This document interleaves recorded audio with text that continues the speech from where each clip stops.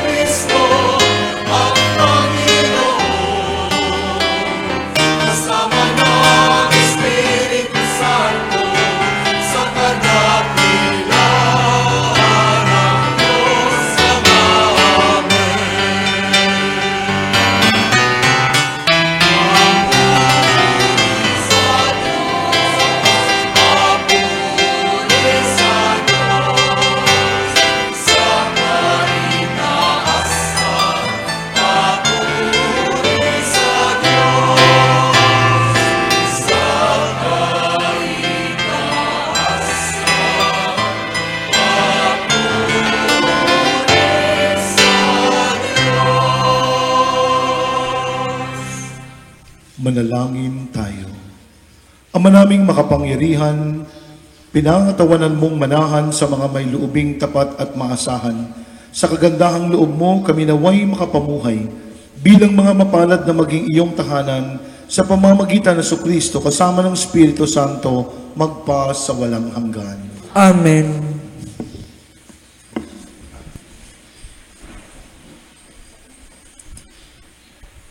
Itinakda sa mga Israelita sa lumang tipan kung paano makitungo sa mga kitongin. Ang pagkatakot at pagkamuhing ito ang pamantayan sa pag-unawa natin sa Ebanghelyo sa araw na ito. Pagbasa mula sa aklat ng Levitiko. Sinabi ng Panginoon kina Moises at Aaron, kung ang balat nino man ay magbago ng kulay, mamaga o kaya'y magkaroon ng singaw na parang ketong, dadalhin siya kay Aaron o sa mga anak niyang saserdote. Ituturing siyang marumi at di ito dapat kaligtaang ipahayag ng saserdote. Ang mga may ketong ay dapat magsuot ng sirang damit, hindi magsusuklay. Tatakpan ang kanyang nguso at laging sisigaw ng marumi, marumi. Hanggat may sugat, siya'y ituturing na marumi, at sa labas ng kampamento, mamamahay ng mag-isa. Ang salita ng Diyos. Salamat sa Diyos.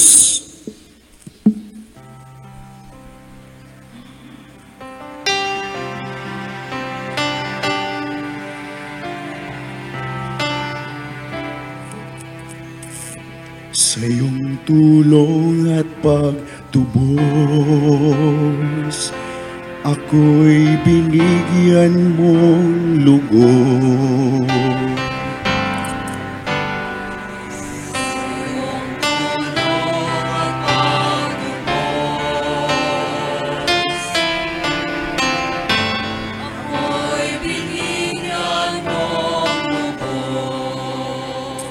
Mapalad ang tao na pinatawad na yaong kasalanan at nalimot na rin ang kanyang nagawang mga pagsalansan. Mapalad ang tao sa harap ng puon ay di na paratangan, dahilan sa siya ay di nagkasala at hindi nanlinlang.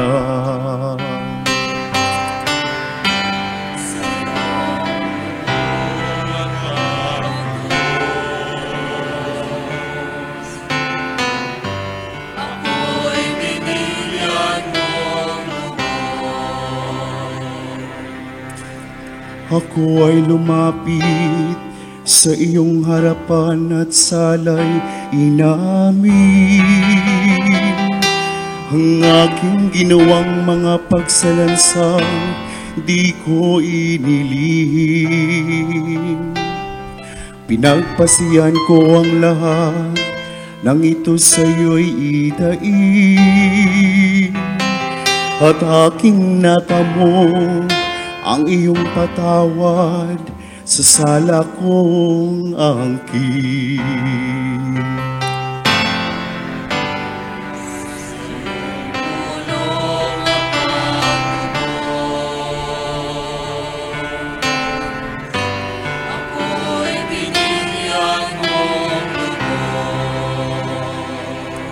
Lahat ng matuwid at tapat sa puon, magalak na lubos dahil sa natamo nilang kabutihang kaloob ng Diyos. Sumigaw sa galak ang lahat ng taong sa Kaniya'y sumunod.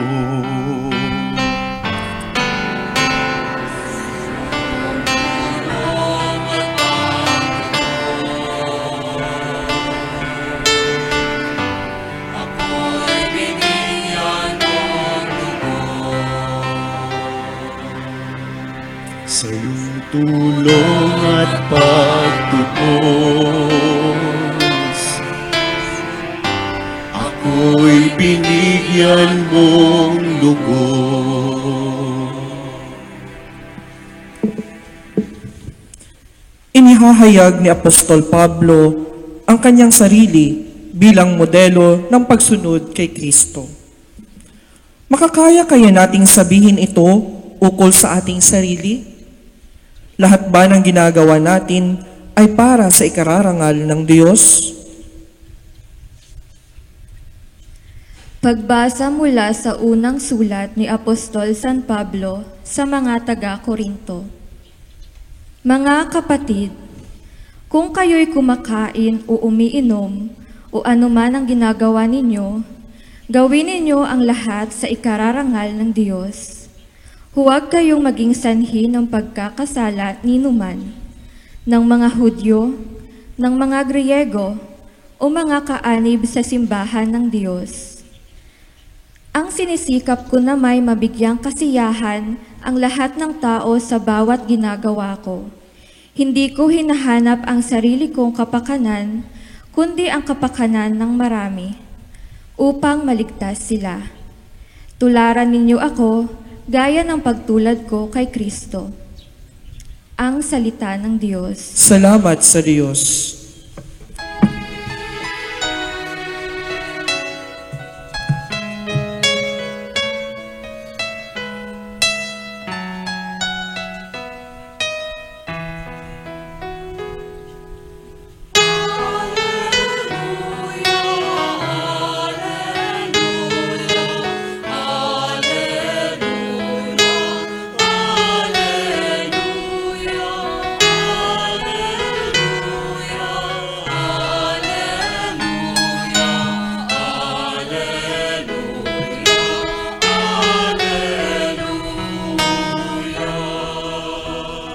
Narito at dumating na isang dakilang propeta, sugo ng Diyos sa bayan niya.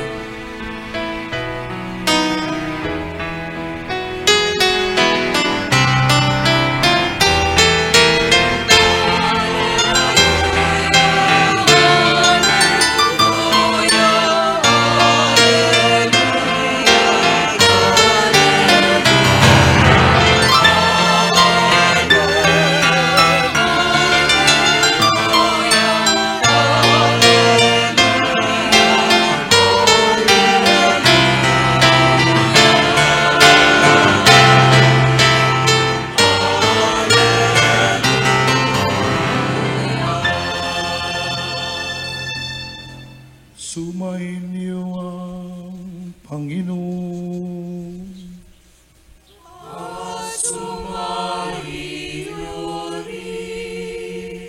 Ang mabuting balita ng Panginoon ayon kay San Marcos.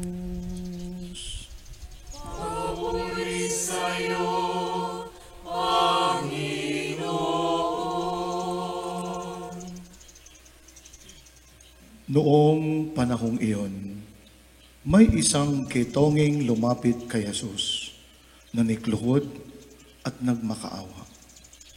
Kung ibig po ninyo, mapagagaling ninyo ako. Nahabag si Jesus at hinipo siya, sabay ang wika. Ibig ko, gumaling ka. Noon day nawala ang ketong at gumaling ang tao. Pinaalis siya agad ni Jesus matapos na ganitong mahigpit na bilin. Huwag mong sasabihin ito kanino man. Sa halip ay pasuri ka sa mga saserdote, sapagkat maghandog ka ayon sa iniutos, pagkatapos maghandog ka ayon sa iniutos ni Moises, upang patunayan sa mga tao na ikaw ay magaling na. Ngunit umalis siya at bagkus ipinamalita ang nangyari. Ano pat hindi nahayagang makapasok ng bayan si Jesus. Naroon na lamang siya sa labas sa mga ilang na puok at doon pinagsasadya ng mga tao. Buhat sa iba't ibang dako. Ang mabuting balita ng Panginoon.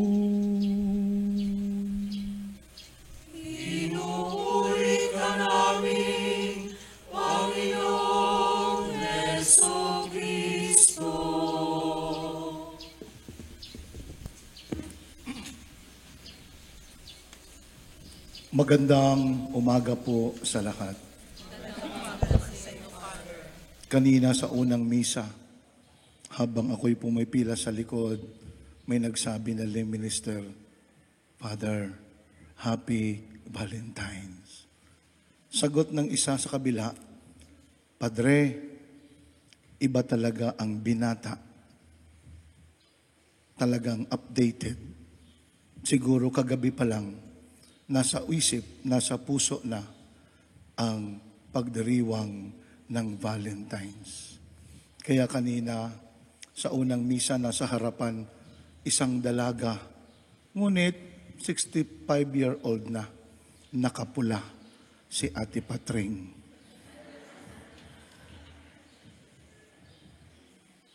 Pero sa second mass na ito, iba ang aking nakikita.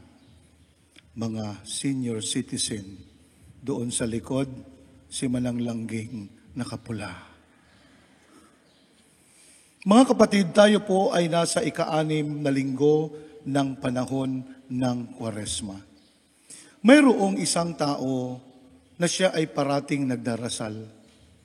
Siya ay dasal ng dasal sa araw at gabi dahil mayroon siyang hinihiling sa Diyos at ang kanyang hinihiling, Panginoon, patamaan man ako sa STL. Ngunit isang araw, habang siya nagdarasal, may narinig siyang boses, mayroon bang nananalo na hindi nagtataya?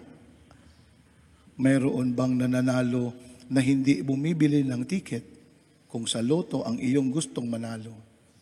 Mga kapatid, Ito ang sinasabi na sa Diyos ang awa, nasa tao ang gawa. Ating napakinggan sa banal na ebanghelyo, isang ketongin lumapit sa kay Jesus. Noong kapanahunan, ang isang taong may ketong ay hindi pwedeng pumaroon sa karamihan. Hindi siya pwedeng makisalamuha sapagkat ang sakit na ito ay nakakahawa.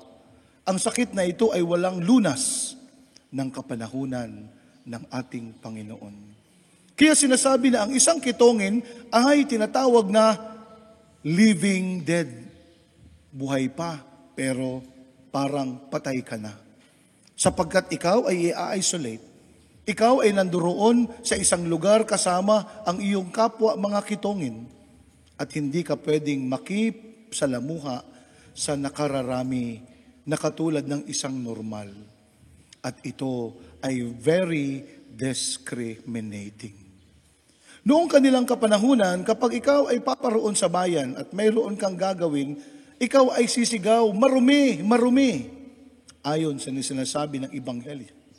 Ngunit ang ilan ay nagdadala ng batingting para ipaalam na mayroong maruming dumarating. At kung ating i-imagine kung papaano sila tinatrato ng tao kapag sila ay dumaan sa mga kalsada ng kabayanan at binabatingting, ang mga tao ay pumapasok sa kanilang mga bahay. Nagsasara ng kanilang mga pintuan. Nagsasara ng kanilang mga bintana sapagkat namumuo at nariyan ang klaro na takot na sila ay mahawaan. Sa ating kapanahunan, ito rin ay isang karanasan, klaro na karanasan. Kapag ikaw ay mayroong COVID, kapag ikaw ay na-diagnose o na-test na ikaw ay mayroong COVID, lahat ng tao sa kahijukan siguradong takot sa iyo. Lahat ng tao ang iniisip, ayoko sa iyo, hindi ka pwede rito, makakahawa ka, at ikaw ay magiging hadlang sa daloy ng maganda at maayos namin na buhay. Tayo ay gumagawa ng tinatawag na pader sa gitna ng isang nagdurusa, ng isang nagkakasakit. Pero ito ay isang kagaranasan na kung ating titingnan at bibigyan ng kahulugan na kung saan tayo kaya ang dumanas nito, siguro mabubuang ka, hindi mo alam kung ano ang pupuntahan mo. Kahit na nga ang isang LSI o ang isang RIP sa ating kapanahunan, na kung saan wala pang dala, hindi pa nabigyan ng pruweba na siya ay mayroong COVID, tayo nga ay ayaw na nating makisalamuha. Tayo ay dumidistansya to protect ourselves. Pero kung ating titingnan at kung ilalagay natin ang ating sarili sa sapatos ng taong katulad niyon, doon natin mararanasan parang wala kang kaibigan, para wala kang kababayan, para bang wala kang kamag-anakan. Kaya nga ang dinaranas ng mga taong katulad nito ay hindi lamang isang bagay na kung saan ay nagdadala o maghahatid ng pagkasira ng kanilang kabaitan dahil sa kanilang nararamdaman. Mayroong mga taong nagbibigay daan. Kaya nga minsan kapag ako'y may nalalaman na nag-quarantine, nag-positive, tinatap ko ang mga kaibigan. Sino ba ang mga kaibigan nito? Sino ba ang mga malapit? At aking sasabihan, huwag kakalimutan, i-text sila. I-text mo ito. Tawagan mo ito. Dahil ito lamang ang magpapalakas sa kanila. Jesus opened His way para sa isang kitongin. Lumapit sa kanya ang isang may ketong at nagsalita, Panginoon, kung gusto mo, mapagagaling mo ako. He gave an option. Hindi siya sinabi, please, pagalingin mo ako. Direkta na nagmamakaawa. Na nikluhod, nagmakaawa. But He gave an option. Pwede mong pagalingin ako, pwede ring hindi, kung ano ang kalooban mo. So napakaganda ng kalooban ng isang meketong. Sapagkat alam natin kapag tayo ay dumaranas ng mga bagay sa ating buhay na kung saan mga karamdaman, mahirap malunasan, mga terminal cancers at kung ano-ano pang mga karamdaman, minsan dumarating sa punto at sa buhay natin, sumusuko tayo sa Diyos. At ang ating pagsuko ay nagdadala ng isang pagbabago ng buhay. Kung masungit ka, ay bumabait ka. Kapag ikaw ay suplado, ay nagbibigay daan para magnilay ka, para ayusin ang buhay na nagaganap sa iyo. Kaya nga ito ay isang napakahalagang bagay na ating makikita between Jesus and the leper. Sapagkat ang leper ay pumaroon sa kanya na nikluhod nagmakaawa na ang Diyos ay may kakayahan para sa kanya na gumaling. At kanyang ibinigyan si Jesus ng isang tanda, pwede mo akong mapagaling kung gusto mo. Inilahad niya ang kanyang pananalig sa Diyos. Ipinakita niya kung ano ang kanyang pagkilala sa kay Jesus. You have that capacity, that power na ako ay pagalingin mo. But if you don't want to do it, wala rin akong magagawa. So napakaganda at napakasimple ng kanyang pagpapakita sa Diyos. In our life, as a human being, at isa ring mananampalataya, kung minsan tayo ay nagiging harsh sa Diyos. Kung tayo ay humingi, para bang may demand, para bang may utang ang Diyos sa atin. Kapag tayo ay nagdasal, Panginoon, bakit wala pa ito? Panginoon, ang tagal-tagal na, bakit wala pa rin ang aking hinihiling? It seems that God owes you something. Ito ay isang bagay na dapat din nating tingnan sa ating pakikipagtagpo at pakikipag-isa sa ating Panginoon. Kaya nga sinabi natin, nasa Kanya ang awa, nasa atin ang gawa. Hindi ko sinabi sa ating kwento na tumaya kayo sa STL. Hindi ko in-encourage sa ating kwento na kayo ay magsugal. Ang sinasabi ko at punto na ipinapahayag, you are asking something from God, pero hindi natin ginagawan ng paraan kung ano ang ating pwedeng magawa in cooperation or participation sa biyaya na ipinagkakaloob sa atin ng Diyos. Nauna na ang maraming biyaya sa atin. Kapag tayo ay nagdasal sa ating Panginoon, huwag tayong maging katulad ni Juan Tamad, nakanganga sa ilalim ng puno ng bayabas at sinasabi, Panginoon, bigyan mo ako ng aking makakain. Ihulog mo sa akin ang bayabas. Ito ay isang bagay na dapat baguhin. Sapagkat nariyan ang biyaya, nariyan ang kakayahan kung ano ang ibinahagi para sa atin. Pwede mong akyatin ang bayabas at makukuha mo ang hinihiling mo. Makukuha mo ang pagkain mo. Ibig sabihin, nariyan ang isang partisipasyon na dapat ay mangyari sa ating buhay sapagkat kailangan makita niya ang ating pagkilos. Nakita niya ang ating effort like this leper. Hindi man pwede na lumapit sa kay Jesus, pero siya ay nagkaroon ng lakas ng loob. Kailangan kong gumaling. I have that faith that Jesus can heal me. At ito yung kanyang pananampalataya na ipinakita sa ating Panginoon. Alam niya na siya ay pwedeng pagalitan. Alam niya na pwede siyang palayasin. Alam niya na pwede siyang pagsalitaan ng masama ng nakararami dahil siya ay marumi. Siya ay nakakahawa. Pero ganito man ang kanyang karanasan, hindi niya hinayaan na siya ay mawalay sa pagbabahagi ng mabuting kalooban ng Diyos. Binigyan niya ng pagkakataon, kalakasan ang kanyang sarili at lumapit siya ng taos sa kanyang puso na ang Diyos na si Jesus ay mayroong magagawa sa Kanya.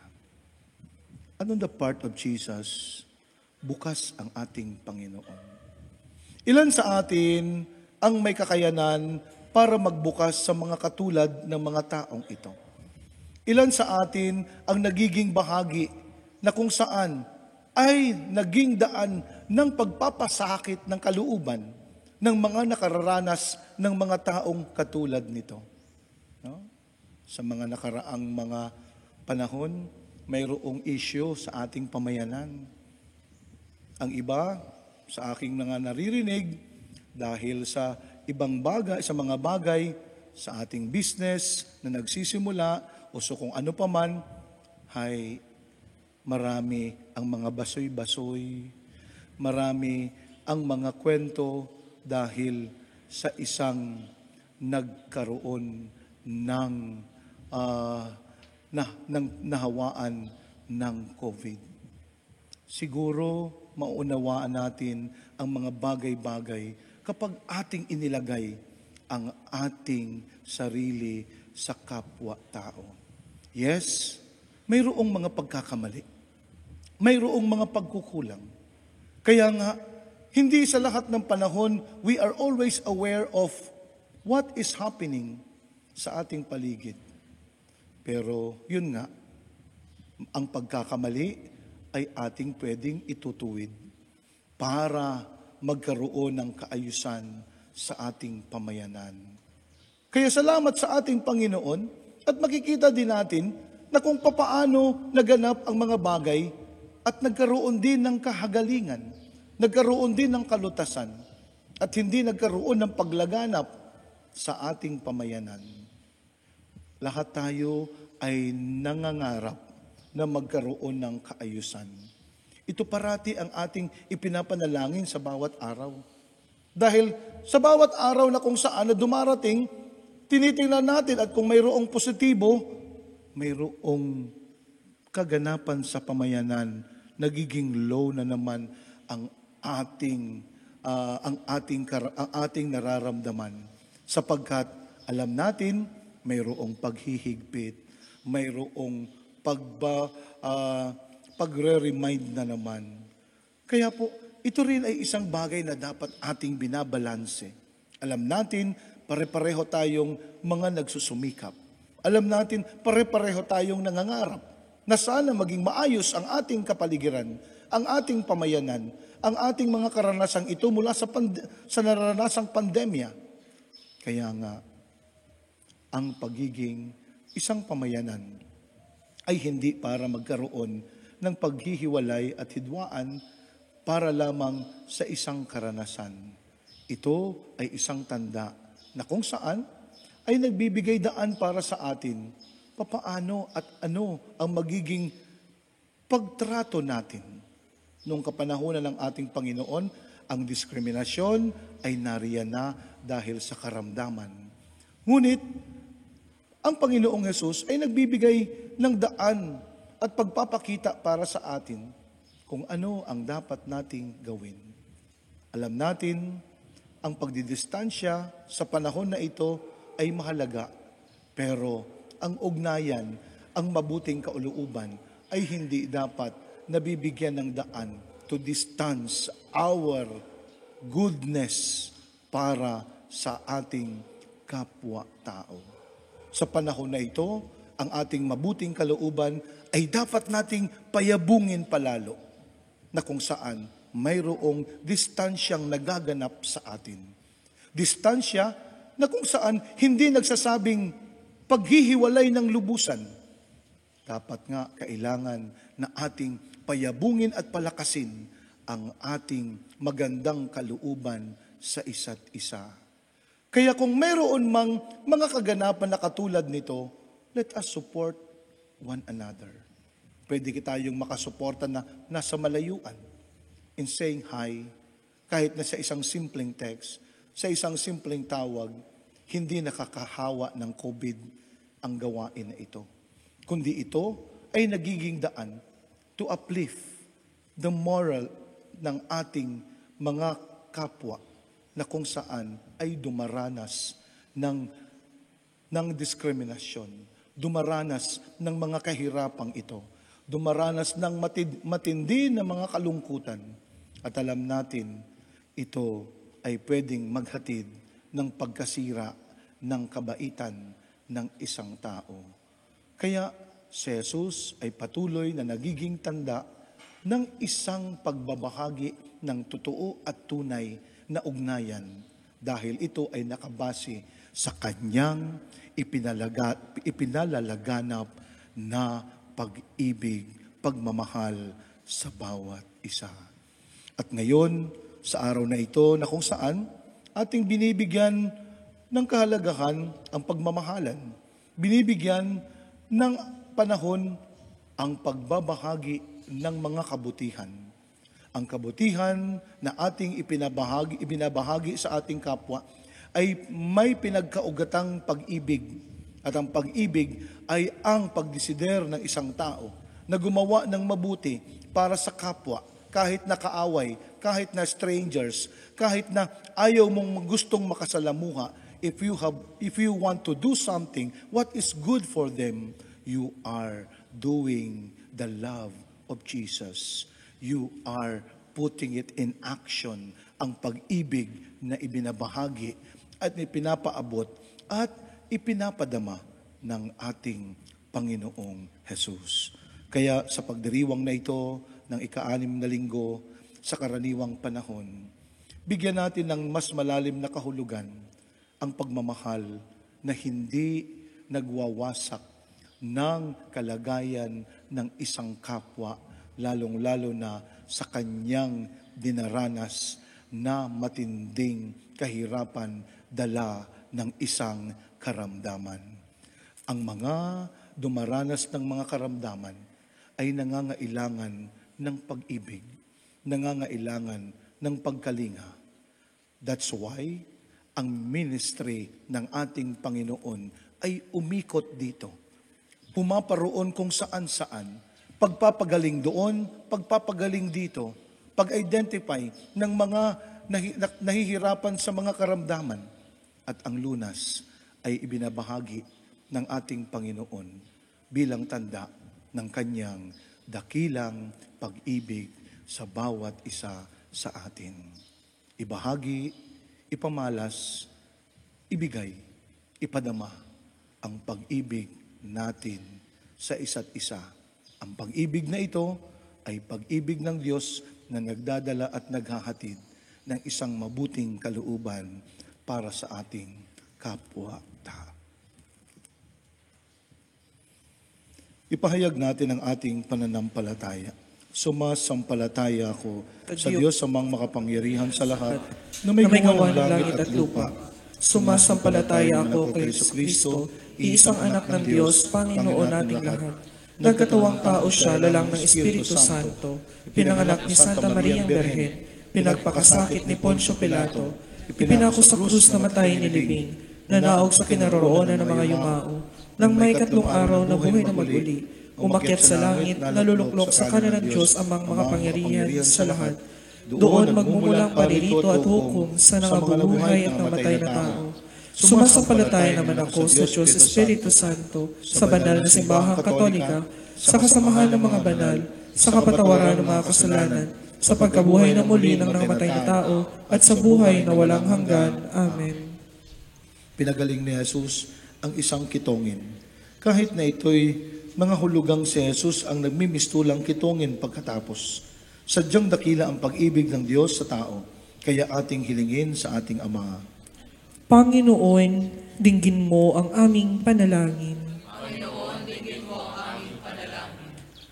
Para sa Santo Papa, mga obispo, mga pari, mga diakono, at mga relihiyoso at relihiyosa, patuloy nawa silang daluyan ng pagpapagaling at pagpapala sa mundo. Manalangin tayo. Para sa mga nagmamahala sa pamahalaan, huwag nawa silang mag-alinlangang bumalangkas na mga programang tutulong sa mga kapuspalad nating kababayan. Manalangin tayo. Para sa lahat ng mananampalatayang Kristiyano, matutunawa tayong tanggapin ang lahat ng tao, ano paman ay antas ng kanilang dunong, yaman o pananampalataya. Manalangin tayo. Para sa ating mga frontliners, patuloy nawa silang bigyan ng lakas ng Diyos upang sa kanilang paglilingkod sa pamayanan, lalong-lalo na sa mga may sakit, tunay silang maging instrumento ng pagpapagaling ng Diyos. Manalangin tayo. Panginoon, bigyan mo ang aming panalangin.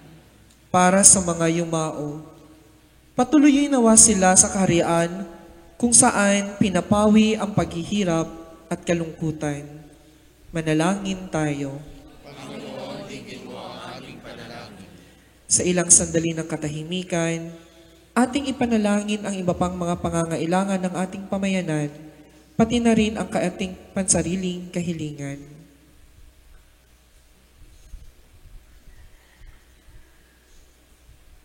Manalangin tayo. Diyos naming Ama, ipinamalas na Jesus kung gaano kalapit sa amin, lalo na ang mga nagdurusa. Dinggin mo ang aming mga panalangin at ipagkaloob mo sa amin ang tuwa at kapayapaan habang patuloy naming tinatahak ang daan tungo sa iyong kaharian. Hinihiling namin ito sa pamamagitan ni Kristong aming Panginoon. Amen.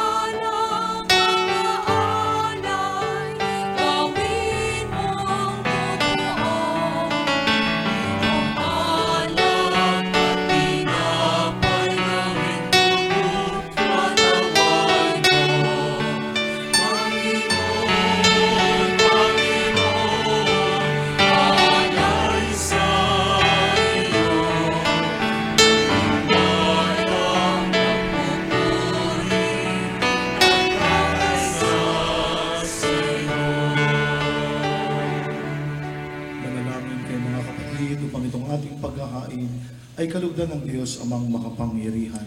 Tanggapin nawa ng Panginoon itong paghahain sa iyong mga kamay sa kapurihan niya at karangalan sa ating kapakinabangan at sa buong sambayanan niyang banal. Ama naming lumikha, kami naway dalisayan at panibaguhin ng aming gaganaping paghahain. Kami naway itaguyod ng gagawin naming ito sa pagnanais naming sundin ang loob mo sa pamamagitan ng Kristo kasama ng Espiritu Santo magpas sa walang hanggan. Amen. Sumainyo ang Panginoon. At sumaiyo rin. Itaas sa Diyos ang inyong puso at diwa. Itinaas na namin sa Panginoon. Pasalamatan natin ang Panginoong ating Diyos. Marapat na siya ay pasalamatan. Ama naming makapangyarihan, tunay marapat ikaw ay aming pasalamatan. Ikaw ang lumikha sa tanan, ikaw ang nagtakdang magkaroon ng gabi at araw. Gayon din ang tag-init at tag-ulan. Ikaw ang humubog sa tao bilang iyong kawangis na mapagkatiwala ang mga siwa sa daigdig. ikaw ngayon pinaglilingkuran sa pagganap sa pananagutan ng iyong pinagtitiwalaan sa pamamagitan ng anak mong mahal. Kung kaya kaisa ng mga anghel na nagsisiawit ng papuri sa iyo na walang humpay sa kalangitan, kami nagbubuni sa iyong kadakilaan.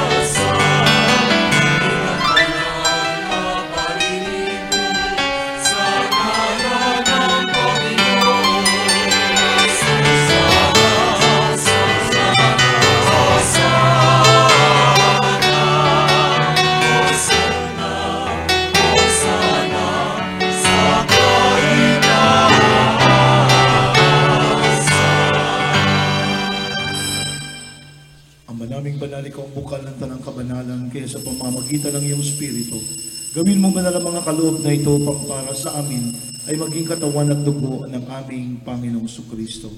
Bago niya pinagtiis ang kusang loob na maging handog, hinawakan niya ang tinapay, pinasalamatan kaniya, pinaghati-hati niya iyon, iniabot sa kanyang mga lagad at sinabi, tanggapin ninyong lahat ito at kanin. Ito ang aking katawan niya, handog para sa inyo.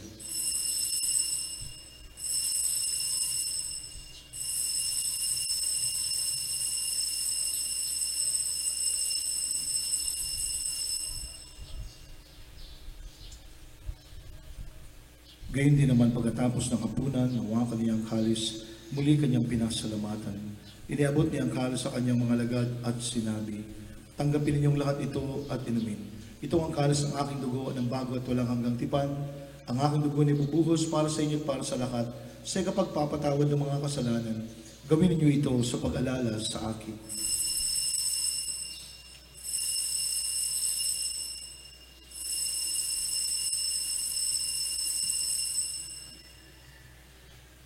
Ipagbunihin natin ang misteryo ng pananampalataya.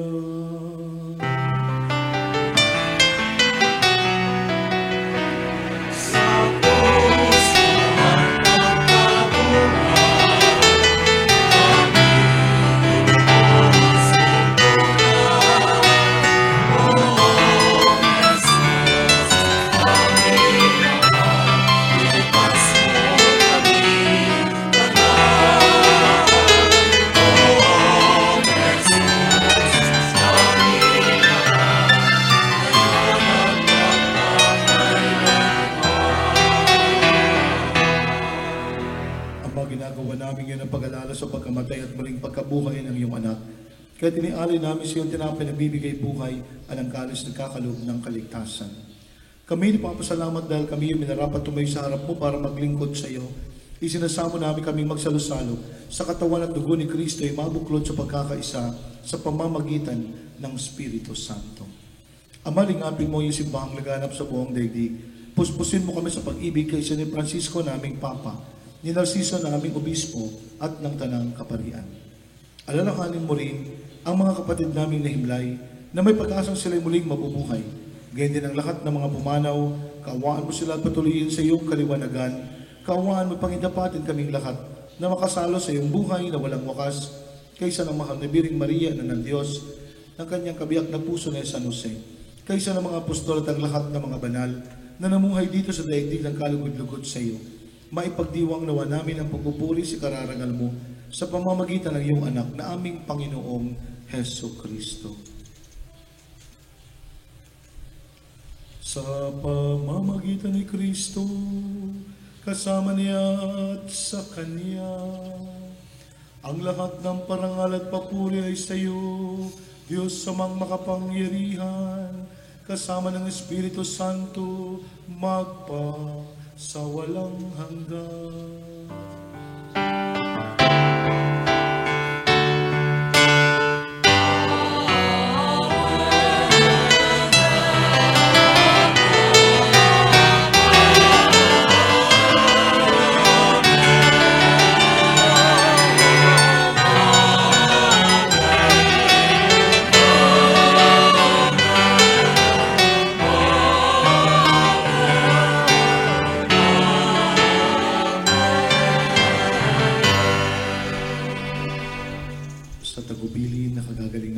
Diyos at turo ni Jesus na Panginoon natin at Diyos, buong pag-ibig nating ipahayag.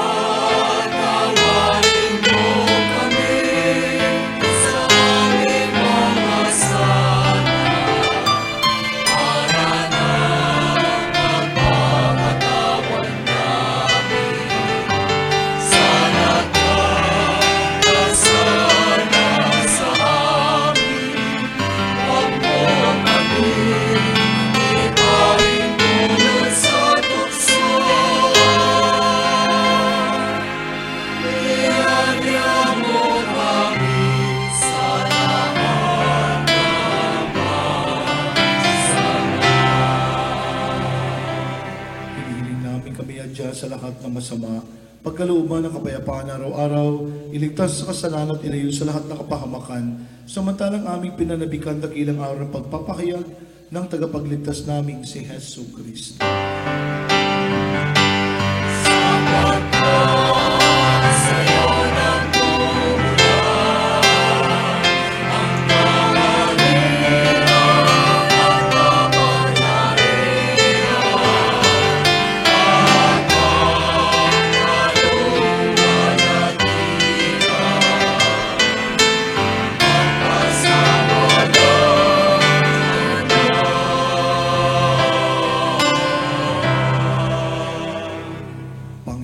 Sinabi mo sa iyo mga apostol, kapayapaan ang iniiwan ko sa inyo. Ang aking kapayapaan ang binibigay ko sa inyo. Tunghayan mo aming pananampalataya at huwag ang aming mga pagkakasala. Pagkalooban mo kami ng kapayapaan at pagkakaisa ayon sa iyong kalooban, kasama ng Espiritu Santo, magpas sa walang hanggan. Amen. Ang kapayapaan ng Panginoon ay lagi pong sumainyo. At sumayo rin. Mga kapatid, magbahaginan tayo ng kapayapaan sa bawat isa.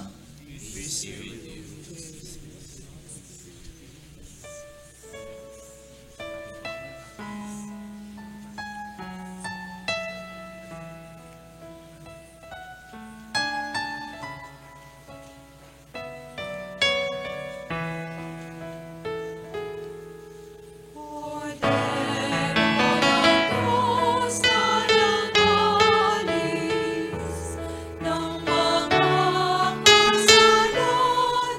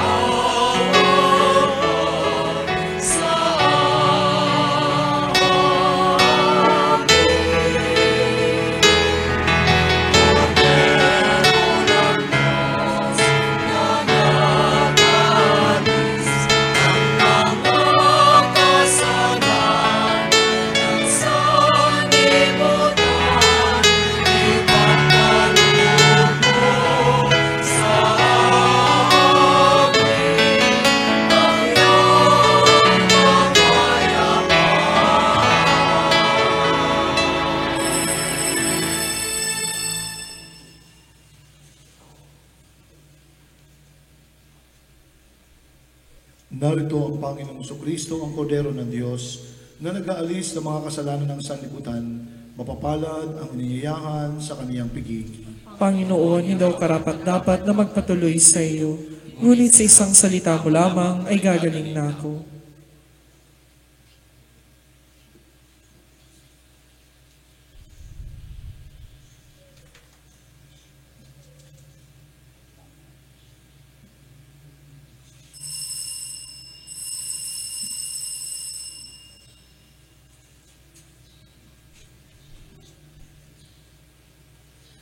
Panalangin para sa espiritual na komunyon.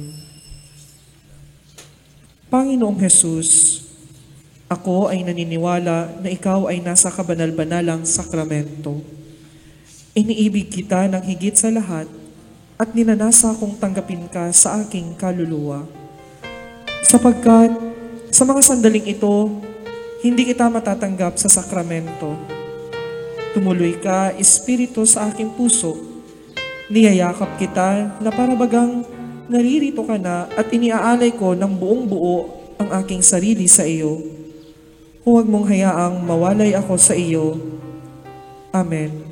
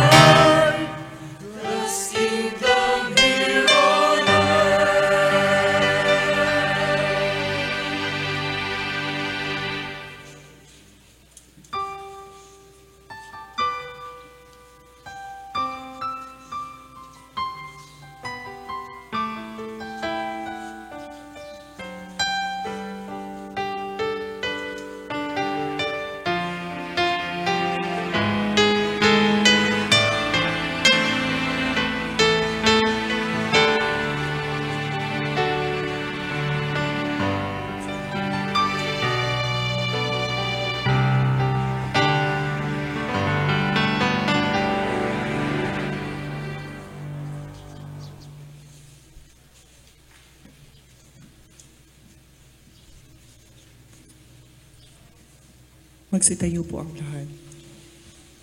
Manalangin tayo. Ama naming mapagmahal, kaming pinapagsalo mo sa banal na pakikinabang, ay gawin mong laging manabik na pagsaluhan ang kaloob mong ito sa aming ikabubuhay. Sa pamamagitan ng Kristo, kasama ng Espiritu Santo, magpa sa walang hanggan. Amen. Magsiupo po ang lahat para sa mga patalastas. Sa February 17, 2021, ang Ash Wednesday. Ang ating pong banal na misa ay saganap na 5:30 ng umaga at 5:00 ng hapon. Paalala lang po, please observe the fasting and abstinence. Tuwing Biyernes naman po ang Via Crucis, Station of the Cross. 4:30 a.m. ang sa pag-ikot sa ating bayan at sa ganap na 5:00 ng hapon ay dito po sa loob ng simbahan. Sa mga nangangalaga po ng mga istampa ng Station of the Cross ay mangyaring pakihanda na rin po ang mga kubol. Maraming salamat po. Acknowledgement for church roofing. Mr. Eliza Boa Darios, 5,000 pesos. Mr. Samuel and Honorable Heidi Rabino, 15,000 pesos. Mrs. Noli Ramos, 1,000 pesos. Anonymous, 3,000 pesos. Anonymous, 2,000 pesos. Maraming salamat po.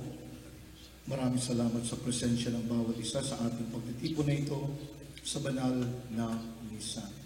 Sa darating ng Miyerkules ay fasting. Ang fasting po ay nagaganap lamang sa dalawang beses sa isang taon. Every Ash Wednesday at Good Friday. Kaya po, ang ating pong definition ng fasting ay hindi po yung hindi ka kakain at magpapagutom ka sa buong araw, kundi walang merienda, but diretso ang 3 meals. Pero sa 3 meals, ay once lang po kita magpakabusog.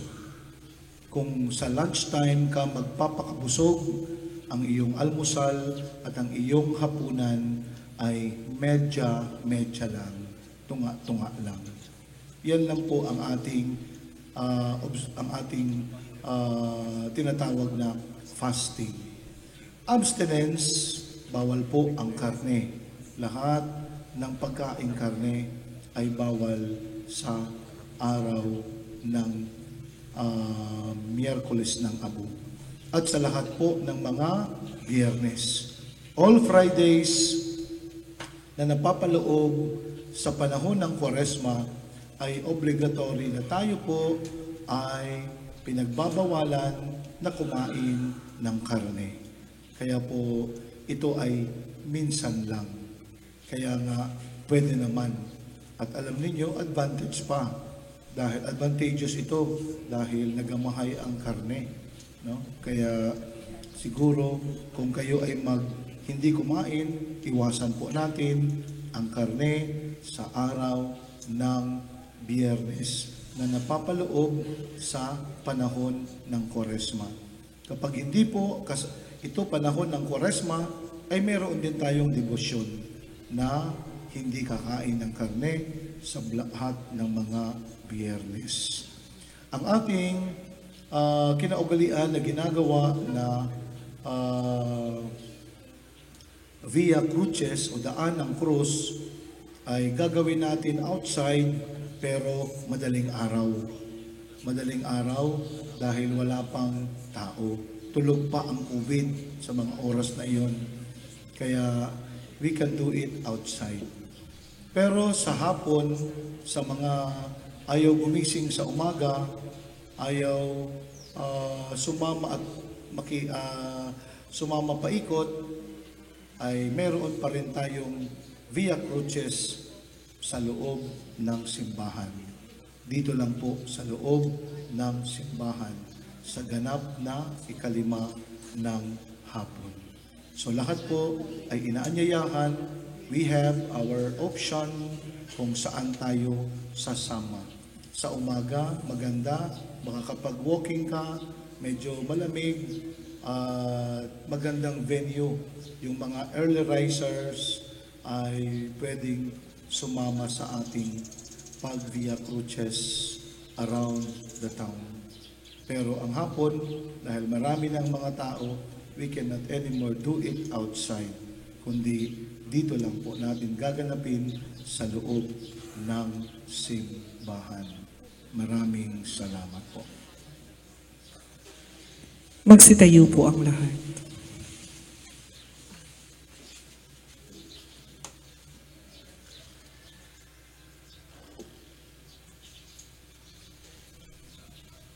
Sumainyo ang Panginoon.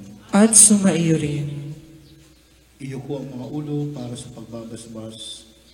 Ilayo nawa kayo sa lahat ng makapipinsala at pagpalain nawa kayo ng bawat mabuti at ganap na kalooban ng Diyos ngayon at magpas sa walang hanggan.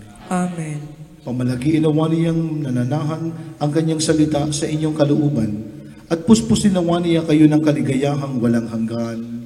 Amen. Patnubayan nawa kayo ng Diyos sa pagtahak sa kanyang landas upang lagi ninyong mabatid kung ano ang tama at marapat, samantalang kayo naglalakbay patungo sa kalangitan at sa kanyang pamana magpas sa walang hanggan. Amen. At pagpalain kayo ng makapangyarihang Diyos, Ama, Anak, at ang Espiritu Santo. Amen. Tapos na po ang pagdiriwang ng banal na misa, humayo kayong taglay ang pag-ibig ng Diyos. Salamat sa Diyos.